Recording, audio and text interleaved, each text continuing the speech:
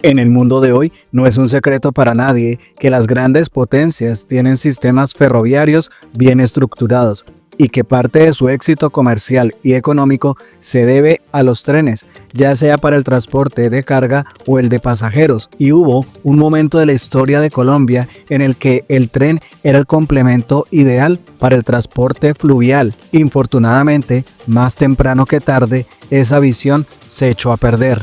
La historia del tren en Colombia se remonta a los comienzos de la República, cuando los gobernantes patriotas que acababan de derrotar a la corona española veían con buenos ojos toda señal de progreso que viniera de Inglaterra o Alemania. Una de esas novedades era el ferrocarril, que en las primeras décadas del siglo XIX ya era un sistema de locomoción que ganaba espacios en las potencias europeas de entonces. Pero entre la intención y la llegada del tren como complemento a la navegación por los ríos Cauca y Magdalena pasaron muchos años, varias guerras, absurdas intrigas políticas, diversos gobiernos e infinidad de intenciones fallidas. Lo más difícil para poner en funcionamiento este sistema masivo de transporte eran las agrestes condiciones topográficas colombianas, la diversidad climática y las aspiraciones de los estados federales que imponían su criterio regional antes que el interés nacional. Una de las ideas de Bolívar era hacer ferrocarriles en Colombia. Era lo que estaba de moda, mejor dicho, estaba comenzando ese nuevo transporte. Pero no fue sino hasta mediados del siglo 1850-54 que se hizo el primer ferrocarril, que fue el ferrocarril transoceánico para cruzar el Istmo de Panamá. Sin embargo, con la llegada del presidente Petro, la inversión multimillonaria en el sistema ferroviario se incrementó, lo cual obedece a que para lograr los objetivos de su plan de desarrollo, el sistema ferroviario es trascendental para conectar los territorios apartados entre sí, pero sobre todo conectarlos a los puertos de Santa Marta y Buenaventura. Pero en esa tarea el Ministerio de Transporte es fundamental, al igual que socios comerciales como China. Pero dejemos que sea la ministra quien nos detalle el avance en esta materia.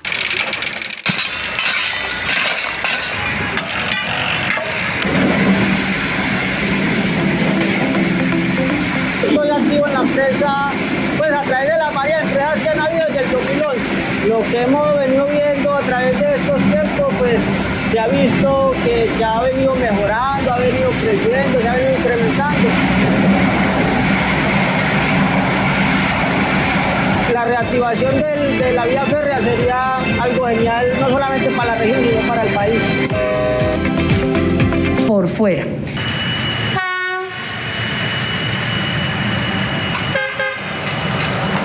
Y en esa meta del plan de desarrollo es muy importante el papel de una línea férrea que se llama Dorada-Chiriguaná. Pero voy a empezar por otro dato.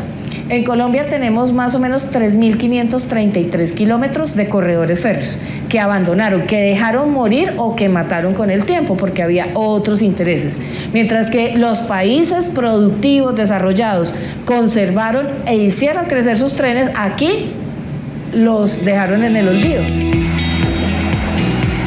3.533 kilómetros, de los cuales operativamente solo dejaron funcionando 1.000.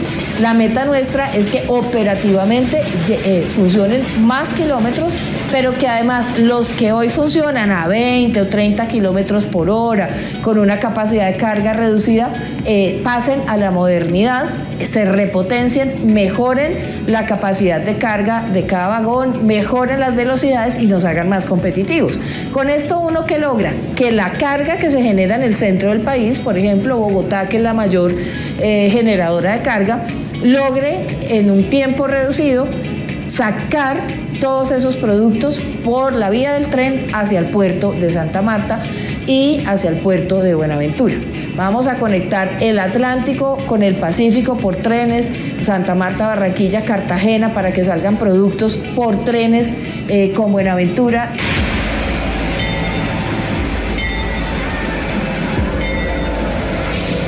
Entonces, ese corredor Dorada-Chiriguaná, en esa apuesta grande de conectividad férrea, cumple el papel estratégico de ser como la columna vertebral.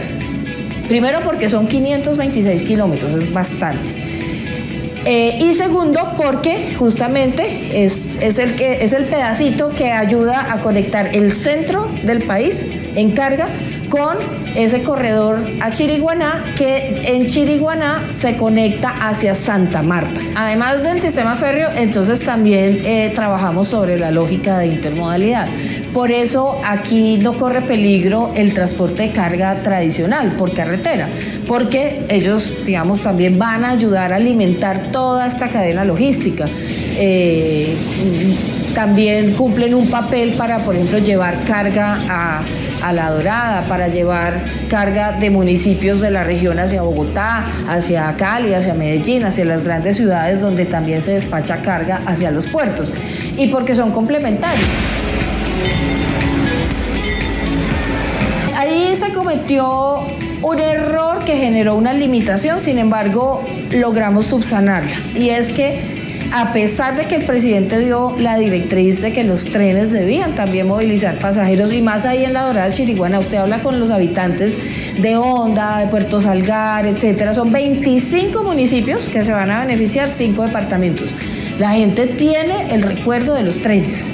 Cuando llegué este año, pues ya encontré el proyecto así, y pues uno no puede tampoco echar para atrás este tipo de proyectos, hubiera sido irresponsable, tocaba seguir adelante, y eso se subsanó con una cláusula que se llama Open Access, que permite que el operador de la línea férrea contrate o logre habilitar servicios para pasajeros. Claro, no es lo mismo que si hubiéramos diseñado plataformas y demás elementos desde el principio también para pasajeros, pero al menos con esto queda habilitada esa posibilidad. Entonces es un camino un poco de como poniéndole ahí una curita a esa herida que dejaron mal hecha, pero bueno, pero logramos que se garantice que sí se pueda prestar el servicio de pasajeros. Primero habría que decir que antes del 2024, las mejores cifras que había tenido este corredor en materia de carga eran 60.000, 80.000 toneladas, y que en el 2024 eso se multiplicó. Ha crecido la capacidad de carga del corredor, como en general, un dato que no se muestra en los medios, que no lo mencionan los gremios en público, porque en privado sí se reconoce que hay una mayor actividad productiva, es que la carga en todos los puertos, aeropuertos y demás elementos de la plataforma logística de carga o de la logística de carga, la carga ha aumentado. Nosotros tenemos informes de la Superintendencia de Transporte que muestra cómo en Barranquilla, en Buenaventura, en los demás puertos de exportación del país, la carga ha aumentado significativamente. Entonces también pasó en este corredor férreo, y la proyección es que, por supuesto, esto se multiplique hasta por 20 en el mediano plazo. O sea que en un mediano plazo estemos hablando de que por ese corredor Dorada-Chiriguaná, si seguimos construyendo esa red, llegue a movilizar 5 millones de toneladas al año, que es una cifra impresionante. Estamos esperando que verdaderamente llegue nuevamente tecnología, trenes nuevos, equipos nuevos, que se corran no un tren diario, sino muchos trenes diarios, que aprovechen este recurso, que se aproveche el recurso que existe en La Dorada, ese punto estratégico que es La Dorada Caldas, donde usted puede traer las cargas y repartirlas Manizales, Ibagué, Bogotá, Medellín. Es un centro, es que La Dorada es el centro del país. Y aquí puede usted concentrar las grandes cargas y mandarlas a cualquier parte del país.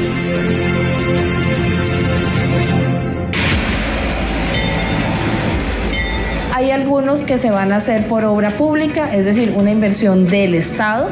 Otros que se van a hacer por APP, es decir, donde unos privados, por vía, después de unas tarifas, recuperan una inversión necesaria para que esa obra se adelante. ¿Por qué hay que hacerlo así? Porque pues, nuestro Estado no tiene la plata para construir todo, y la construcción de infraestructura, así sea con plata de créditos y a largo plazo, es muy importante hacerla al día presente, porque es una inversión.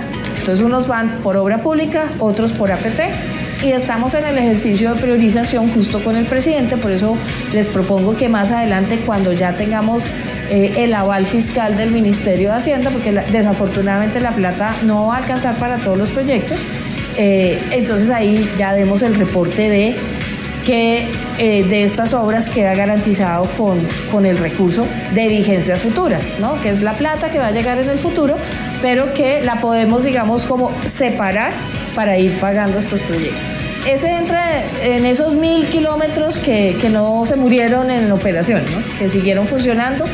¿Qué pasa con ese 30% o más o menos 1.080 kilómetros que han seguido en funcionamiento?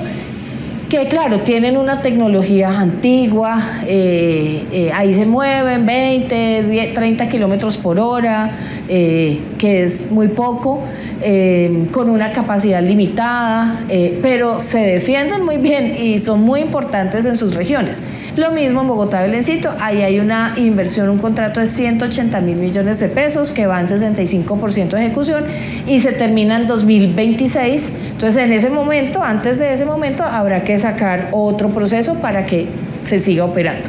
Pero ahí hay una inversión pública. Y otra inversión que es distinta, no es para la operación cotidiana, sino para volverlo más moderno, es de 156.000 millones de pesos, que es para ponerle unos rieles más potentes, para hacer que se mueva más rápido y que cada vagón por metro cuadrado pues tenga más capacidad de transportar carga. Para quienes dicen que este gobierno no ha invertido en infraestructura para la productividad, les presento, entre otros, estos dos proyectos que por supuesto sí generan esa mejora productiva. Lo que pasa es que aún algunos siguen sin querer ver los trenes y su importancia.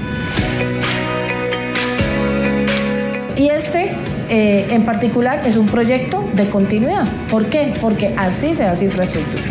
Nosotros tampoco nos podemos inventar de un día para otro un montón de iniciativas, no. Los países van madurando proyectos, ¿sí? Tenemos una ley 80 que en algunas cosas es muy, por supuesto, muy útil, siempre hay que cumplirla, pero en otras hace que se ralenticen los procesos y tenemos otros temas de gestión que hace que construir infraestructura en Colombia se vuelva como una tragedia, una cosa de una dificultad enorme que tiene que cambiar y eso hay que modernizarlo, pero también es necesaria la continuidad en cosas que son claves y el gobierno no ha sido sectario absolutamente para nada en esto y el presidente pues menos. Hay proyectos que hay que garantizar que se sigan haciendo y el Regiotram es uno de estos, porque me van a decir algunos, pero es que eso era un contrato 2020, entonces le debemos todo el favor a los que en 2020 firmaron.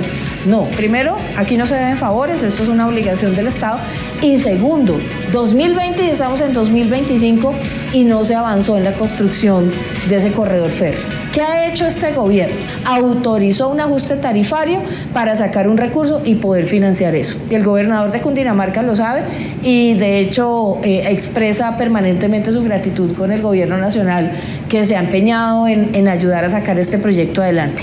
Había un problema o unas exigencias sobre el tema del licenciamiento ambiental. Hubo en su momento el pronunciamiento del sector ambiente que facilitó continuar con el proyecto. También hay un tema allí de bienes de interés cultural. También el Ministerio de Cultura ha ayudado a agilizar ese proceso para sacarlo adelante. O sea, el gobierno nacional primero es cofinanciador, ¿no? Primero, eso es lo que primero que hay que reconocer. Paga el 70% de los proyectos de esta naturaleza. Y segundo, tiene un total compromiso con resolver esos problemas que heredamos, pero que como Estado no tenemos otra alternativa que resolverlos. Y en segundo lugar, logramos, junto con la empresa férrea regional y con la gobernación de Cundinamarca, empezar una etapa que era fundamental y que se había demorado 5 años, que es ya toda la construcción de ese corredor férreo, en trocha estándar, un tren moderno 100% eléctrico que va a permitir que todos estos viajeros de Facatativá, Madrid, Mosquera, Funza logren reducir en 60% el recorrido Es un recorrido que se demora 2 horas y media incluso, y ahora la gente lo va a poder hacer en menos de 1 hora, 40, 50, 60 minutos. Entonces esa tragedia, la gente teniendo que entrar a Bogotá con esos trancones, pasando su vida en un trancón, ida y vuelta, con este Regiotram va a ser otra historia. Se rompe, digamos, la historia de la mala movilidad en ese corredor, y vamos a tener una alternativa para todas estas personas. 130.000 personas al día moviéndose por allí. Aquí son 17 estaciones, 9 en Bogotá, 8 en Cundinamarca, conecta con Bogotá. Y bueno, una maravilla, y se va a conectar con los otros modos de transporte en Bogotá físicamente, y ojalá muy pronto en el futuro también seguramente vamos a tener integración tarifaria. Yo creo que no solo en el sistema férreo, sino en general en la expectativa que este país está generando en el mundo, porque además, si algo tiene claro el presidente de la República, es que se ha jugado un papel de liderazgo a nivel mundial. Siempre se ha pedido, y es que Colombia diversifique sus relaciones, que digamos exija también más reciprocidad con ciertos países con quienes a veces hemos sentido que hemos doblegado nuestros intereses en aras de quedar bien con ciertos polos de desarrollo. Tenemos, por nuestros recursos naturales, nuestra creatividad, nuestra diversidad y la capacidad que tenemos los colombianos y colombianas de trabajar y de generar productividad a pesar de la adversidad, esa resiliencia que tenemos, una oportunidad muy grande para llevar muchos proyectos, para atraer muchas inversiones, y hay un interés, yo creo que inusitado. Uno viaja, por ejemplo, este viaje que hicimos a China, yo hice una invitación a través de ProColombia a empresas chinas en infraestructura para contarles de nuestros proyectos. Ahorita con el ingreso de Colombia al nuevo Banco de Desarrollo, al Banco de los BRICS, justo un mes antes de eso estuvimos allá, y al presidente Petro lo recibió la directora del banco, que es la expresidenta de Brasil, Dilma Rousseff. Con ella en particular, por ejemplo, con un interés también muy fuerte en financiar proyectos férreos, este proyecto del tren interoceánico que conecta el Pacífico con el Atlántico y otros proyectos. Yo personalmente tuve la oportunidad de contarle muy rápido de qué se trataba. Y eso es como lo que está pasando en el mundo. Tenemos invitaciones para Turquía, para Qatar, para Emiratos Árabes, para la Unión Europea, para acá América Latina. Esa es la línea férrea, esa es toda nuestra línea férrea que es más, ya no es solo el Caribe, ¿cierto?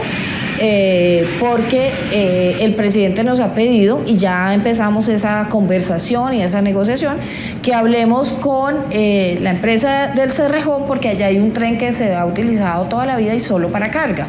Entonces estamos trabajando con ellos y como es una concesión que termina, para que ese tren pueda llegar a habilitarse y ser parte de toda esa red férrea. O sea, ya ni siquiera estamos hablando que Buenaventura se conecte con Santa Marta, Barranquilla, Cartagena, sino también hasta arriba La Guajira en Bahía Portete. Entonces es toda una red que termina conectando esa zona del norte del país, que baja este corredor Santa Marta-Chiriguaná, Chiriguaná-Dorada, que se conecta con el corredor férreo central, que se conecta con Bogotá-Belencito, que entra, digamos que atraviesa la cordillera, que luego se conecta con el Pacífico, Jumbo-Caibalito, que se conecta con el corredor férreo del Pacífico, que además se va a nutrir también con Regiotram, con trenes de cercanías en algunas ciudades, y que hacia el lado de los llanos orientales también tendrá un ramal importante, que será el de Andes-Orinoquia, y la gente del llano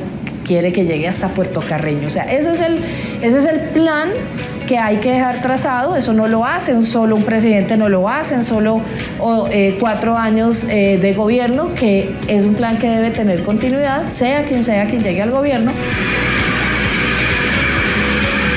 El tren interoceánico, yo siempre cuento esto porque lo descubrí en un libro de trenes que por aquí debo tener, es de un colombiano que se llama Un Diablo al que le llaman tren, como el vallenato. Dice que en 1825, o sea, hace 200 años ya, Simón Bolívar se enteró de el inicio de una línea férrea que era la de Stockton-Darlington, y dijo, y estaba, como para él Panamá era tan importante, entonces estaba por la zona y dijo, oiga, aquí deberíamos tener un tren que conectara el Pacífico con el Atlántico, casi como en un paralelo de lo que después fuera el Canal de Panamá.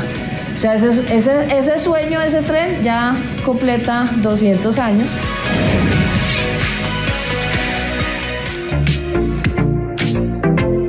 También nosotros los pescadores hemos despertado de que el río Magdalena hay que cuidarlo, de que el Magdalena hay que conservarlo, de que hay que cuidar las especies nativas y hay que comenzar a darle descanso al río y comenzar a hacer obras tan grandes como estas. Un muelle flotante que acaban de traer al puerto de Caracolí, ubicado en Honda, Tolima, nos beneficia a todos. Haremos todo lo posible y todo lo que tengamos a nuestro alcance para sacarle todo el jugo a estos muelles flotantes.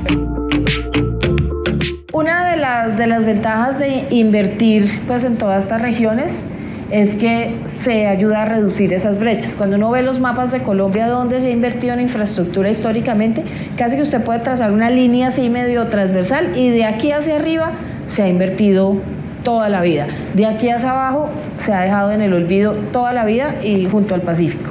¿Qué estamos haciendo nosotros? Invertir en alguna medida, porque no hemos dejado de hacer en esto otro, ¿no? Las inversiones en Antioquia son las más grandes que tiene el sector de infraestructura en el país.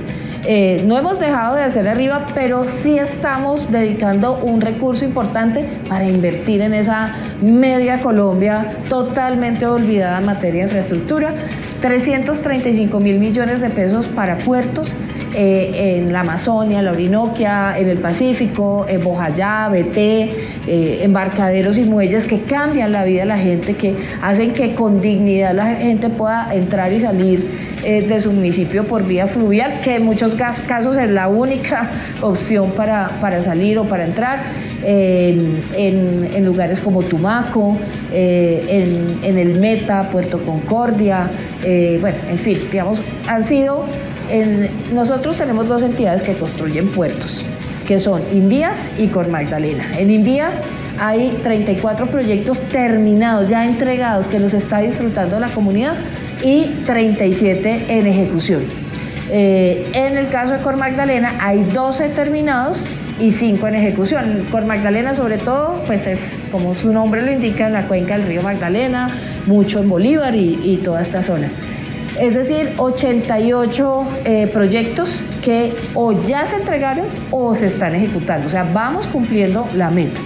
Son 105 la meta, es decir, hay 17 proyectos en estructuración que también, pues, por supuesto, esperamos dejar avanzados. Yo creo que no ha habido históricamente una inversión tan importante en puertos, especialmente estos que son puertos fluviales que conectan a esa Colombia que tiene una riqueza inigualable, de la cual nos estábamos perdiendo también por esa falta de conectividad. Y recuerden que en el sector transporte trabajamos sobre la base, pues obviamente de los proyectos que tienen ese componente muy importante de ingeniería, de tecnología, que cada vez tiene que ser mejor, con una ejecución cada vez más eficiente, pero también de la base, de la mano de las comunidades, porque la infraestructura tiene que servir para llevar equidad, para hacer que la riqueza se redistribuya y no que se siga concentrando siempre en las mismas manos. Y esa es la apuesta y el sello diferencial que tiene este plan de desarrollo. Gracias por hacer parte de la comunidad Magenta Radio. Si te gustó el video, por favor compártelo, comenta y por supuesto darle like. Nos vemos en el siguiente video.